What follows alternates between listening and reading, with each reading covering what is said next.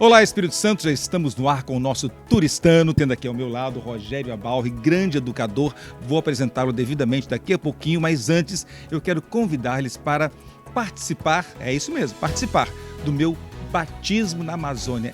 Eu já tinha sido batizado no Rio Jordão, em vários locais maravilhosos do mundo, mas nunca tinha tido o prazer, a honra e o privilégio de mergulhar na Amazônia. Quando eu falo na Amazônia, é na cultura, nos rios também, conhecimento de pessoas, de histórias bacanas. Eu quero compartilhar isso com você, porque a convite da Oikos, que é dirigida também pelo Rogério Abalri, nós vamos à Amazônia. Então prepare-se, aperte os cintos, porque a Amazônia está no ar.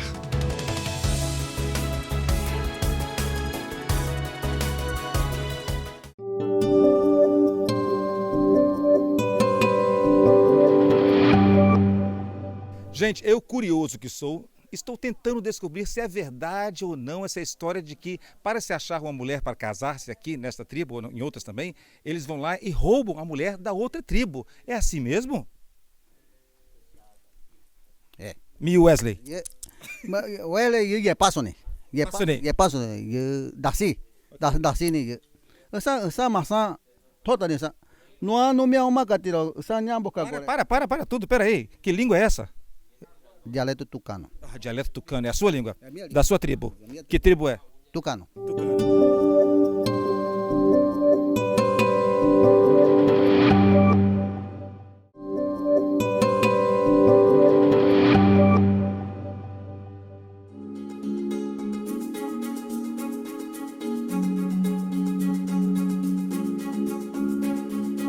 Ao meu lado, Rogério Abalri. Tudo bem, Rogério? Tudo, Wesley. Que prazer tê-lo novamente aqui em nosso programa. O Rogério é um grande amigo, mas é um grande educador em todo o Brasil. A sua empresa, a HSE, High School Education, já está praticamente em todo o território nacional, não é isso? Ensinando outros idiomas, ensinando essa interação do mundo entre si, entre outros países. Falei certo? É isso, né? Promover a conexão das pessoas com o mundo, seja esse mundo sua localidade ou sua globalidade, seja esse mundo ao mesmo tempo a sua localidade e a sua globalidade. Ou seja, hoje os alunos precisam ter mobilidade para poder serem felizes, sustentáveis no Brasil, fora do Brasil, em Nova York, em Vitória, em qualquer lugar do mundo, com princípios éticos de bom relacionamento, geração de valor para si, mas também geração de valor para os outros. Quantos alunos mais ou menos você tem sob o seu comando? A gente tem cerca de 4.800 alunos em mais de 43 cidades. Atualmente nós temos 64 escolas, inclusive na Amazônia. Nós acabamos de fechar uma parceria com um dos colégios mais tradicionais de lá, tradicionais, porém não anacrônicos. É importante diferenciar uma coisa da outra, porque o anacrônico passa, mas o tradicional tem muito valor no presente, provavelmente no futuro, que é o Colégio Século. É um colégio capitaneado por um empresário da educação também, muito integrado à comunidade de Manaus, muito preocupado com os valores de sustentabilidade, e os negócios dele hoje vão muito além de uma escola, vão, na verdade, inclusive hotéis naquela região, toda uma série de integração. Então a gente gosta muito dessa parceria agora em Manaus com o Colégio Século, um parceiro bacana e que preza a sustentabilidade dos alunos e da empresa. Ok, então você deve estar se perguntando, mas essa pessoa tão internacional, tão exposta ao mundo globalizado, vai falar sobre a Amazônia? É, Amazônia. E a pergunta que você quer fazer, eu vou fazer a ele. Por que a Amazônia, Rogério? Curioso, né, Wesley? Tudo é experiência na vida, né? E até que você experimente uma proposta, fica muito difícil falar dela. Você só pode dizer o sabor de um suco de cupuaçu se você tiver experimentado um suco de cupuaçu. Comer um tambaqui. Comer um tambaqui. Depois de ter comido um tambaqui, você pode falar da experiência. Mas até que você não tenha experimentado qualquer coisa na vida, aquilo é somente um preconceito. E muitos de nós temos preconceito. A Amazônia é longe, tem inseto, a febre amarela. E aí começam todas aquelas teorias que deixam as pessoas longe desse centro do Brasil, né? O desconhecido é o maior fator de preconceito. Hoje em dia os preconceitos realmente são algo que ainda existe no mundo, são combatidos, mas que geram grandes divisões. A gente vê hoje no Brasil, na nossa eleição presidencial, dividiu bastante o país, tá? Mas isso não acontece só no Brasil, existe no mundo todo. E qual é a saída para esse tipo de impasse, esse tipo de colisão social, de valores? É conhecer, é você conhecer a realidade do outro, o outro conhecer a sua realidade. Então, quando eu fui à Amazônia com a minha família, agora em julho... Nós temos imagens, vamos colocar as imagens agora. Pode continuar. E foi muito bacana, porque a gente foi recebido dentro de uma uma tribo indígena, pelo cacique Pinon, e o cacique Pinon é uma pessoa que faz trabalho de acolhimento de índios que ficaram desgarrados de suas tribos, e também faz um trabalho como educador, apresentando ao mundo não indígena a cultura do índio. A gente tem aquele preconceito, né? A gente tinha, né? Aquele preconceito, o século XXI não permite mais, que nós temos que civilizar o índio. Aí você pergunta, o que é civilização? O que é civilidade? Quando você é recebido pelo cacique Pinon, pela esposa dele, pelos filhos e netos, e todo mundo naquele espaço da tribo, e senta no chão com eles, no chão, na terra, para comer com ele a comida que aquela família toda preparou para te receber na casa deles, ele começa a explicar sobre a cultura e ele diz o seguinte: Rogério, essa panela não é minha, essa panela é de todos, essa panela é da tribo, esse chão não é meu, esse chão é nosso, é de todos. Porque o índio nunca focou na posse, o índio sempre focou na sustentabilidade daqueles seres que vivem junto na tribo, e a sustentabilidade como integração dessa tribo na natureza, e, portanto, nesse sentido, posse, acumulação, não fazem nenhum sentido para o índio. O índio se veste com material orgânico, perecível, está bonito hoje, amanhã vai degradando, depois cria outro colar, depois cria outro cocá, depois cria outra saia de folhagem. Mas o mais importante para a gente é que o índio já pratica um conceito de economia compartilhada. O que é economia compartilhada? Um nova-iorquino hoje em dia não tem carro, né, Wesley? O nova-iorquino usa táxi. É um exemplo de economia compartilhada. Não tem porque você ocupar um espaço na cidade para guardar um carro, não tem porque você despender um dinheiro em Nova York para ter um carro, quando aquele carro vai ficar ocupando espaço o dia inteiro porque você está no escritório e não vai usar o carro, vai gastar combustível, seguro, etc. Ou seja, a gente acaba tendo tanta despesa na vida para possuir coisas que a gente não usa. Então o século XXI é o século da experiência, do uso e não da posse. O índio não tem o conceito de posse, ele não possui nada. Ele é guardião temporário enquanto viver da melhor forma possível daquilo que a vida trouxer para ele. E na Maloca, Maloca é o lugar social, não é isso, dos índios? Muito interessante isso, porque a Maloca é o conjunto de ocas. Então você tem numa tribo indígena várias ocas, oca é a casa do índio, inclusive que a palavra oca parece muito com a palavra oikos em grego, veja, é encontro das culturas, né? E eco em latim deriva de oikos. Tudo que a gente fala de ecologia, economia, vem daí. Então, oikos é um conceito que eu e um grupo de amigos estamos criando para promover o turismo sustentável na Amazônia, para que pessoas como o cacique Pinon possam ter uma vida com mais recursos para promover esses ideais naquela região, para que Manaus possa receber um aporte significativo de investimento estrangeiro, porque afinal de contas Manaus hoje vive um momento crucial. A Zona Franca já viveu momentos melhores, hoje em dia vive momentos desafiadores. E a Amazônia é aquela natureza toda esplêndida, né, pronta para receber o mundo todo, para libertar o mundo daquela coisa de free shop o tempo todo, de compra, acumula, depois descarta. Eu comprei, estou feliz, já não estou feliz agora que eu tenho, qual é a próxima felicidade que eu vou comprar? Felicidade se vive, né, gente? Não se compra. Então, e lá na Maloca eu tive essa experiência com a felicidade. Conversei com o cacique Pinon, com outro índio também, conversei com vários índios, dancei com eles. Eu quero mostrar um pouquinho dessa visita agora a esta Maloca, não é isso? Tão especial e tão querida que já está em nossos corações.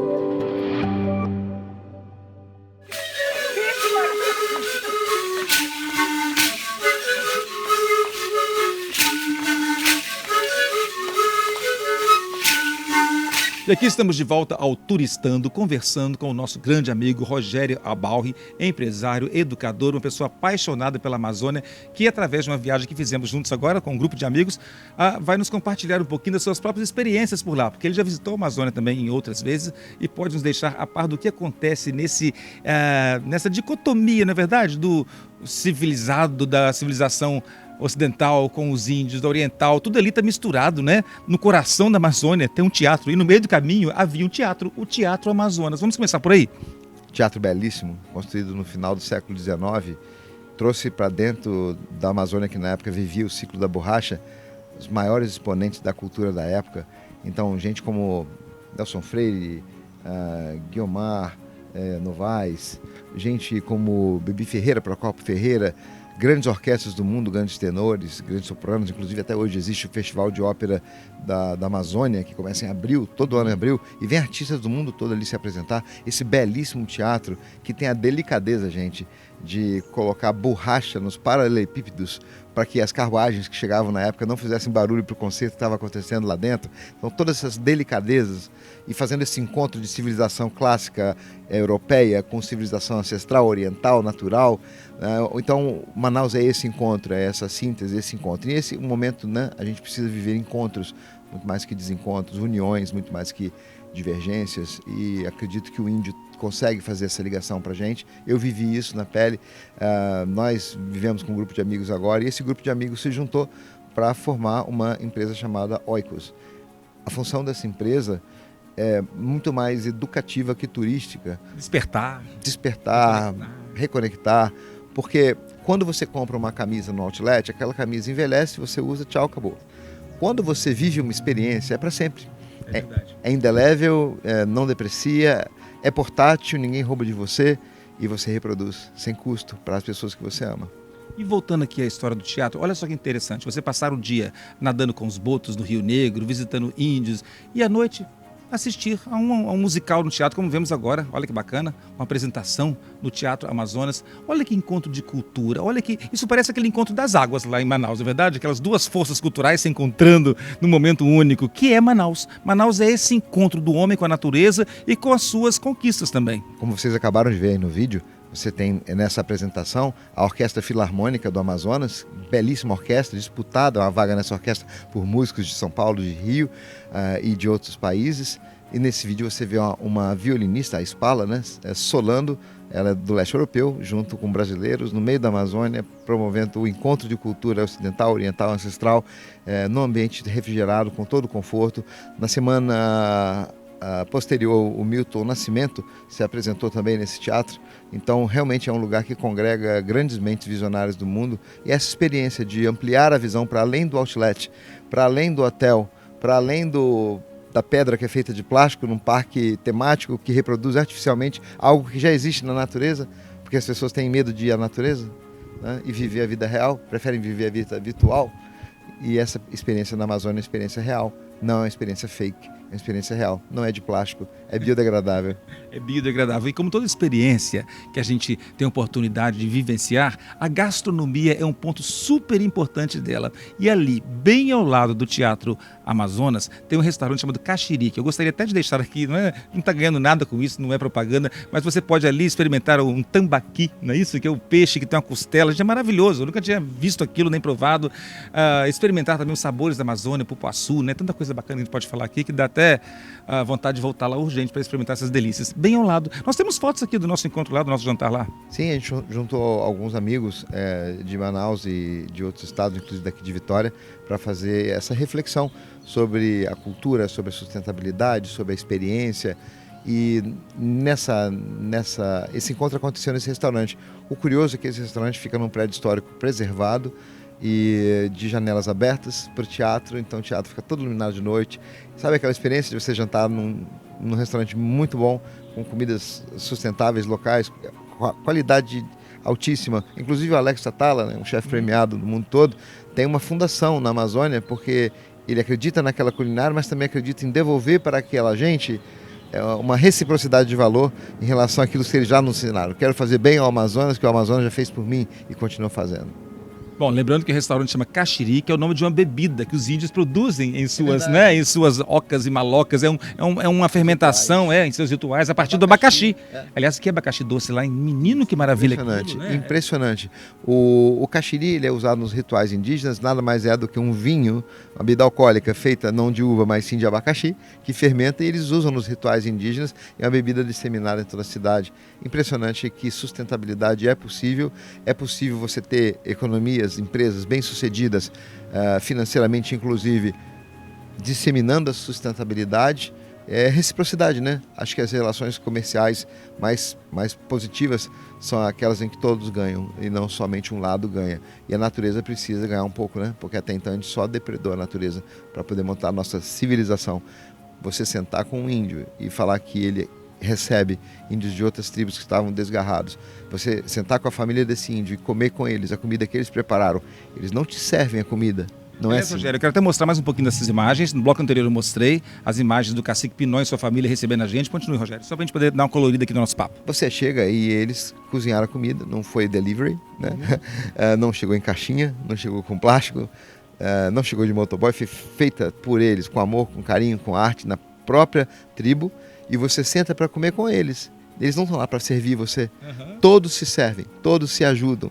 A reciprocidade de oferta de serviço, de receber serviço, isso é sustentabilidade, relações de dupla via. E tem muita alegria envolvida em tudo isso. Eu tomei o caxiri também, fiquei um pouquinho mais alegre que o normal, digamos, de passagem. Não sabia que era possível isso, não é? Incrível. Não, só um pouquinho. E dancei com os índios, olha só que bacana, a gente dançou todo mundo. Olha, parecia realmente que a gente estava se abraçando o Brasil, falando, Brasil, eu te amo, eu quero ser novamente brasileiro, eu quero me agarrar às minhas raízes. Esse é o nosso sentimento. E ainda voltando agora ao Teatro Amazonas, que foi o início da nossa conversa, lá nós encontramos também, no restaurante anexo, com a Gigi. Gigi, um beijão pra você, Gigi. Ela está nessa foto aí, ó, com o Adriano, nosso querido Adriano e nossos amigos também. Ela é a colunista social mais top do Amazonas. Então, ela que manda em tudo lá. Só lembrando, gente, que eu fiquei impressionado com o trabalho que a Gigi e o Jefferson fazem, que vai muito além de o que a gente chama colunismo social. Eles entendem que o colunista social é um elemento importante na sociedade porque ele conecta todos os elementos daquela sociedade, socioeconômicos, criativos, afetivos. Então o colunista social, ele se encontra num ponto onde ele pode articular políticos da região, empresários daquela região, de outras regiões, comunidades carentes daquela região, promover cultura, né? Elevar então isso tudo a uma forma de colaborar com outros lugares. O colunista social hoje é um operador de networking, né? Muito mais do que uma revista. O que eu vejo é que a Gigi faz na Amazônia, assim como vocês da TV Ambiental, uma iniciativa belíssima, é promover o que realmente se sustenta no ambiente, no social. Rede social, gente, não é só Facebook, não é só Instagram. Rede social que acontece de verdade. Rede social, a sua interação com o boto, com o índio, com os animais, com as plantas. Isso forma uma rede social sustentável. Experimenta não ter ar puro para ver se o Facebook sobrevive. Pois é, eu quero aproveitar aqui e não perder a brincadeira, tá? Porque lá na Amazônia existem aqueles navios, aqueles botes imensos chamados de gaiola, onde as pessoas navegam em redes sociais. Ali eles socializam, conversam de verdade, vê a paisagem passando e chegam, enfim, à sua jornada, ao destino final. Bom, antes de chamarmos o comercial mais uma vez, beijo para Gigi, beijão para o Jefferson. Realmente, tudo fica mais bonito quando as pessoas sabem receber aqueles que estão pela primeira vez colocando os pezinhos ali, querendo conhecer de que é feita a Amazônia. E Gigi e Jefferson, a Amazônia é feita de muito carinho, graças a vocês também, tá bom? Eu volto já. Beijo, Gigi. A gente volta já com o Boto, gente. Vou mostrar como foi a nossa interação com o Boto Cor-de-Rosa.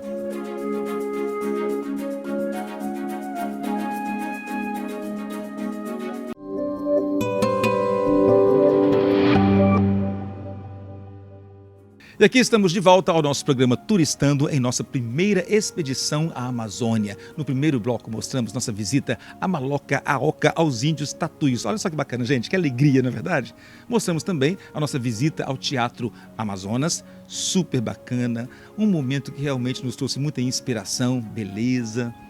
Mas agora, chegou aquele momento que é o highlight, que é você poder mergulhar no Rio Negro, que não tem cerquinha, que não tem arame, que não tem nada ali para deixar os botos presos. Não, eles estão livres na natureza e nós mergulhamos no rio e interagimos com eles. Não é isso, Rogério? Vamos mostrar, fiquei até emocionado agora, porque foi tão bacana, gente. Eu me senti assim, como se eu estivesse rodeado de seres humanos. Além disso, talvez seres humanos até com um toque de magia. Aqueles animais são especiais. São especiais. A gente, quando olha para o boto, para uma baleia, para um golfinho, não são peixes, são mamíferos como nós, que mamam, que têm poucos filhotes, portanto cuidam muito bem dos poucos filhotes que têm. E fica aquela lição, né? Será que a gente cuida bem dos nossos poucos filhotes que temos? Então, quando você está ali na Amazônia e recebe esse boto vindo até você, de onde ele estava, da rotina que ele estava, no lugar que ele estivesse caçando, fazendo o que fosse, vem até você pela curiosidade de saber quem é você, interagir com você, e o boto chega perto da sua pele, se encosta, existe uma troca de carinho, como você faz uma troca de carinho com o seu cachorro, uma energia incrível, uma energia muito forte, é uma característica dos mamíferos, e o boto propicia isso pra gente. Eu fui a Cancún já interagi com botos que ficavam confinados. Golfinhos. Né? Perdão, olha só, já estou levando... Eles parecem, são priminhos, é. Né? Com golfinhos em Cancún, que ficavam confinados. Eles eram prisioneiros que tinham que receber alimento para poder fazer piruetas, estímulo, recompensa. Não era por prazer que eles faziam isso. Eles ficavam confinados, eles tinham que fazer aquilo para receber comida no final do dia, senão morreriam de fome. Os botos poderiam caçar em qualquer outro lugar. O que mais tem na Amazônia é peixe para o boto comer.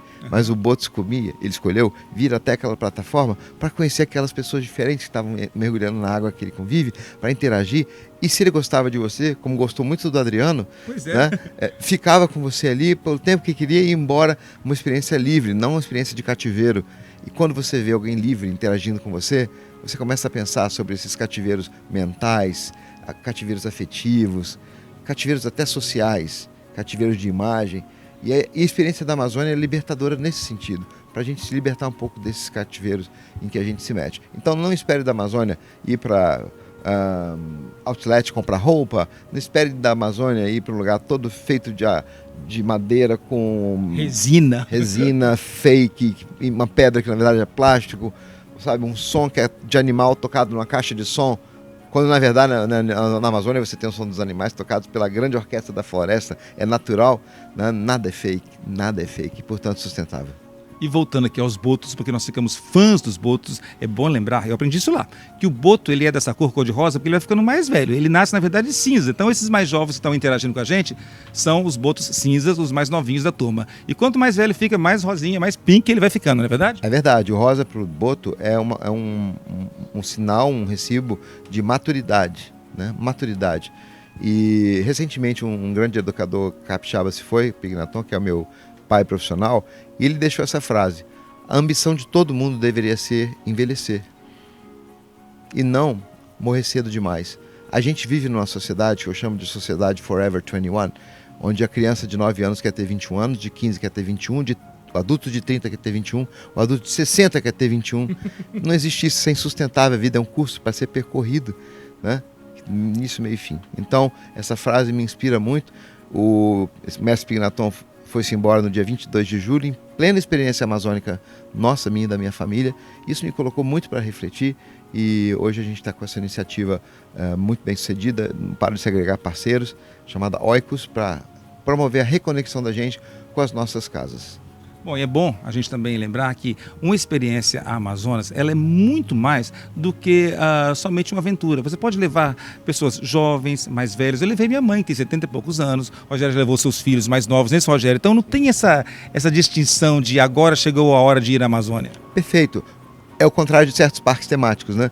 Tem gente que tem alguns parques temáticos que não podem ir com uma criança de 2 anos, de 4 anos, porque é muito novinha. Não pode ir com alguém muito velho, porque tem que se locomover muito. Não existe esse de muito novo, muito velho. Aliás, o Cacique Pinon mostra isso. Na Malota, em tudo aquilo ali, crianças de 2 anos até 70 anos de idade, todos seres humanos independentes de idade, todos congregados, integrados, receptivos como o boto, receptivos do estrangeiro, receptivos do que não mora ali em Manaus. Nos sentimos muito bem recebidos, um acolhimento brilhante, não comercial. Interessante isso, você sentir que não tinha esquema comercial nenhum ali. Aquela afetividade é natural. E, é claro, eles tem essa afetividade permeando o serviço da região. Fomos muito bem recebidos e voltaremos lá mais vezes. E eu quero voltar para tomar novamente banho nessas cachoeiras. Olhem só esse parque de cachoeiras. Presidente Figueiredo, não é isso o nome do local? Presidente Figueiredo, pois é, Wesley. O Bernardo, meu filho, hoje tem 14 anos. Fazia uns 10 anos que o Bernardo não ia na cachoeira. É ele aqui no Cipó? É ele aqui no Cipó agora? Ele no Cipó. Vocês estão vendo o Bernardo, a Helena também tentou. E subindo em árvore aí, vocês veem o Brendo subindo na árvore. É o Brendo, nosso amigo Brendo, subindo também na árvore assim. Parece um nativo? Nativo, preparo físico fantástico. E isso que vocês vão fazer, né? Quando você vai à Amazônia, você pode entrar na mata e descobrir tudo de bonito na mata. Aliás, na mata, o macaquinho vem por curiosidade. Quem é você? Como é que você está aqui? Eles não falam naturalmente, mas toda a mímica deles é de curiosidade e não de medo. Quando o estranho se aproxima da gente, o que a gente faz? Sai correndo, né? O macaquinho não vai. E quem é você? Quebrar o preconceito. Além de ver coisas lindas como a Vitória Régia, olha só que maravilha isso, gente. Tem essa questão também do rio, das cheias do rio, não é isso? Do Rio Negro? Verdade. De junho até outubro, o que acontece? O rio fica mais alto, ele fica 8 metros mais alto. Então, o que acontece com as matas? Elas são inundadas até metade das árvores e só as copas das árvores ficam para fora, o que se chama igapó. ou seja, floresta inundada. Floresta inundada na língua indígena se chama igapó. Então nesses meses a Amazônia fica com um clima muito estável, chove pouco nessa época, então dias ensolarados, bonitos, temperatura agradabilíssima. O rio é um rio quentinho, é uma água, não é aquela água fria, é uma água convidativa. Nossa, quentinho, acho que 28 graus, né? Exato, então é muito agradável entrar no rio. É refrescante no ponto certo para não começar a ser frio demais. Então todo mundo acaba no rio, nas cachoeiras de Presidente Figueiredo, vocês veem aí imagens, né, do Bernardo se divertindo junto com os primos, junto com a família. Essa reintegração, porque às vezes, né, gente, você vê numa viagem, a família vai, viaja reunida, mas no meio da viagem vai um para o shopping, outro para o outlet, o outro para não sei o quê, o outro fica no hotel. E na casa da gente, às vezes isso acontece, né? Cada um tem seu quarto, como se tivesse seu mundinho, todo mundo desintegrado dentro do mesmo apartamento. Um monte de apartamentos, ninguém conhece vizinho nenhum, ninguém faz nada com vizinho nenhum, tem até um pouco de medo e receio. Lá não existe isso, seus vizinhos são bem-vindos. O que é uma maloca, Wesley? A maloca é uma reunião de ocas, é uma reunião de casas. É o lugar onde as pessoas se juntam, como se fosse um centro social de convivência social. E é de todos. Me impressionou muito isso. Como a posse é uma ficção. Você morre e não leva nada. Mas o que você leva na vida é a experiência e as vidas que você conseguiu impactar. E é muito fácil, gente. Basta chegar até Manaus. De lá os passeios são tão próximos, tudo tão pertinho. Não é incrível? Infelizmente, Rogério, já chegamos ao final dessa edição do nosso Turistando. Oh, que pena, dá vontade de conversar mais, né? Verdade. Tanta coisa para ver na Amazônia, mas ao longo da programação diária da nossa TV Ambiental, você verá pílulas, momentos interessantes da nossa viagem, da nossa expedição à Amazônia, visitando, por exemplo, a mata, descobrindo qual árvore traz que benefício. É muito bacana, gente. Então estejam ligados com a gente. E é fácil chegar lá, não, Wesley? A gente saiu num voo aqui de 6 da manhã, estava lá às 10 da manhã. Olha que maravilha. Na mesma manhã a gente saiu de Vitória e estava em Manaus. É mais rápido do que chegar em outros lugares. Impressionante. Pois é, visitar uma tribo, você anda de barco no Rio Negro, que é um passeio por 20 minutos, 30 minutos, já está numa tribo. Enfim, as facilidades são muitas. Gente, muito obrigado pela audiência mais uma vez. Obrigado por você estar ligado na TV Ambiental, essa TV que veio para mudar, ou melhor, para te reconectar. Tá bom? Beijão, obrigado mais uma vez e até a próxima.